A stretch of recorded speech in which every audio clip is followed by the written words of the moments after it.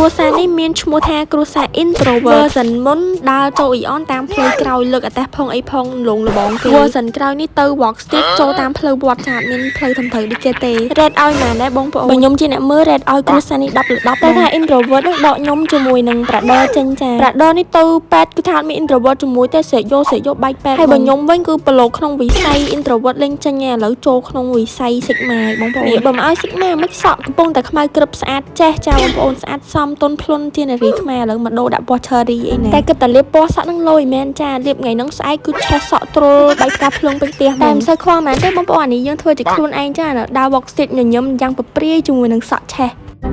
និយាយពីថាមកហូបនៅ walk street នោះគឺមិនដែលខ្វះទេបងប្អូននិយាយទៅខ្ញុំមកសឹងតែរាល់ទឹកហើយតែបានលឺថាមក walk street និយាយថារំភើបមែនតើដោយសារតែរបស់ហូបគឺមិនចេះខ្វះហ្មងរបស់ញ៉ាំមិនចេះខ្វះអីដែលខ្វះគឺតែលុយទិញនឹងឯងចាឥឡូវមកថតរូបជាមួយនឹងសក់ឆេះតិចតិចនិយាយទៅ confident ប្រយហ្នឹងម្សៅរមៀតកាន់ជាប់ដៃហ្នឹងមិនមែនអត់ប្រយោជន៍ទេណាចាគឺដើរចែកគេពេញហ្នឹងហើយខ្ញុំនឹងទៅចែកម្សៅរមៀតផ្ទះម៉ែរាល់ទឹកហ្មងបើសិនជាបងឃើញនៅតាម walk street អីហ្នឹងអាចមកធ្វើការឆ្លើយសំណួរយកម្សៅរមៀតបានព្រឹកឡើងបន្ទាប់ពីមកពី walk street ឥឡូវហ្នឹងត្រូវជូន brother នោះទៅប៉ែតហើយអាណិតណាបងប្អូនរាល់ថ្ងៃនេះនៅតែក្នុងទ្រុងនឹងឯងបើមិនឲ្យនៅក្នុងទ្រុងបងប្អូនគឺថាអាលៀមខ្លាំងមែនតើឥឡូវហ្នឹងដល់ថ្ងៃទៅប៉ែតទេរៃនេះដោយសារតែមួយថ្ងៃហ្នឹងផ្ដាសាយពេកចឹងទៅឲ្យគេឆែកតិចថាអូនវាកើតអីសំខាន់ទៅប៉ែតជិះសុទ្ធតែឡានវេវណេវទេណាបងប្អូនអើយនិយាយទៅអស់ introvert ធំនេះហើយគ្រាន់តែចូលមកដល់ឡានភ្លាមគឺថាមានអារម្មណ៍ confident ជាមួយនឹងសក់ឆេះខ្លាំងមែនតើហត់ណាបងប្អូននិយាយទៅហូរនឹក voice over ចាញ់ខៅពីសក់ឆេះសក់ហ្នឹងហូរនឹកអីចាញ់ជីតាមមកផ្លាច់និយាយទៅជីឡានវេវណេវគេនេះលឿនសាហាវមកដល់ប៉ែតបាទមកប៉ែតនេះដើម្បីឲ្យគេឆែកមើលថាកើតអីខ្លះ